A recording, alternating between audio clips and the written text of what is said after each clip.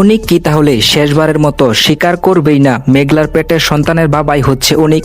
Guys, গরিব ঘরের রাজপুত্র নাটকটি কিন্তু ব্যাপক ধামাকার সাথে চলতেছে। তবে 35 নাম্বার এপিসোড কখন কবে মুক্তি পাবে? হ্যালো গাইস, কেমন আছেন প্রত্যেকেই? আশা করছি প্রত্যেকেই ভালো আছেন। বরাবরের মতো আমাদের নতুন আপডেট ভিডিওতে আবার আপনাকে স্বাগতম। গায়েস, বর্তমানে মিরাজ খান এবং অনন্যা ইসলাম অভিনীত জনপ্রিয় ধারাবাহিক নাটক হচ্ছে গরিব ঘরের রাজপুত্র। নাটকটি কিন্তু ব্যাপক ধামাকা এবং টুইস্টের সাথে চলতেছে। নাটকটির সপ্তাহে 2টি করে পর্ব আপলোড করা হয়। ইতিমধ্যে অনেকেই নাটকটি দেখতেছেন এবং অনেকেই আছেন যারা দীর্ঘ অপেক্ষায় থাকেন নাটকটি দেখার জন্য। গায়েস, গরিব ঘরের রাজপুত্র নাটকের 34তম এপিসোড আজকে মুক্তি পেয়েছে। 34তম এপিসোড আপনার কাছে কেমন লেগেছে অবশ্যই কমেন্ট করে জানিয়ে দিবেন। আজকের ভিডিওটি তৈরি করার উদ্দেশ্য হচ্ছে গরিব ঘরের রাজপুত্র নাটকের 35তম এপিসোড কখন কবে মুক্তি পাবে তাই আপনাদেরকে জানিয়ে দেওয়া। তার আগে আমাদের চ্যানেলে যারা নতুন দর্শক রয়েছেন তারা অবশ্যই ভিডিওটিতে একটি লাইক দিয়ে চ্যানেলটি সাবস্ক্রাইব করে দিবেন।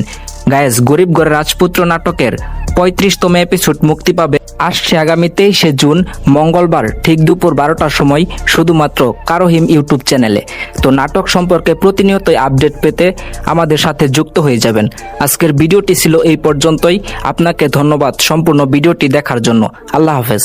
যদি কেউ সবার সামনে তোমার মজা উড়িয়ে চলে যায় আর তুমি তাকে কিছুই বলতে পারো না, তাহলে আজ আমি তোমাদেরকে এমন 3টি সাইকোলজি ট্রিক্স দেব যেটা ব্যবহার করে 2 সেকেন্ডে তুমি তার অহংকার মাটিতে মিশিয়ে দিতে পারবে। Number 1, the power of ignorance. হঠাৎ তাকে পাল্টা জবাব দেবে না, শুধু তার দিকে 2 সেকেন্ড তাকাও, হালকা একটু স্মাইল দাও, তারপর মুখ ঘুরিয়ে নাও। তোমার এই ইগনোর করাটাই তার অহংকারকে ভেঙে চুরচুর করে দেবে। নাম্বার 2, সাইকোলজির আক্রমণ। যখন সে তোমার অপমান করবে তুমি শান্তভাবে তাকে এটাই বলবে, আরে তুই এত দুঃখিত যে অন্যকে অপমান করে তোকে আনন্দ নিতে হচ্ছে। ব্যাস, তোমার এই একটা কথাই পুরো গেম চেঞ্জ করে দেবে। নাম্বার 3, সবথেকে পাওয়ারফুল পয়েন্ট, দয়া দেখানো। যখন সে তোমাকে নিয়ে বড় কিছু বলবে তখন তুমি না রেগে গিয়ে তার কাঁধে হাত রেখে বলো, বন্ধু তোর জন্য সত্যি আমার খুব দুঃখ লাগে। এটা বলে তুমি ওখান থেকে চলে যাও। এরপর দেখবে সে সেটা শোনার পর কত রাত ঘুমোতে পারবে না।